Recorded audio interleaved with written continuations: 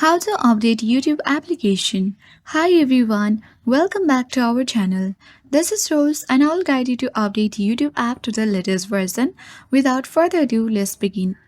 Updating YouTube app is very necessary in order to remove the box and then enjoy latest features from YouTube. To do so, open Play Store or App Store, navigate to search icon and search for YouTube. If you find any update button, tap update and update YouTube to the latest version. Moreover, exit from Play Store or App Store, long press on YouTube app icon and select I button.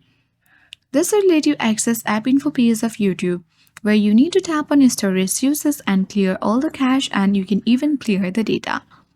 Make sure you remember all the login credentials so that you can enter the login credentials to log in back to YouTube and clear all the app cache data. If you do not wish to do that, you can leave as it is and force stop YouTube. And by following all the steps, you will successfully update YouTube app. I hope this guide was helpful. If it was, then do like, share, comment, and don't forget to subscribe. Thank you for watching, and I'll see you in the next video.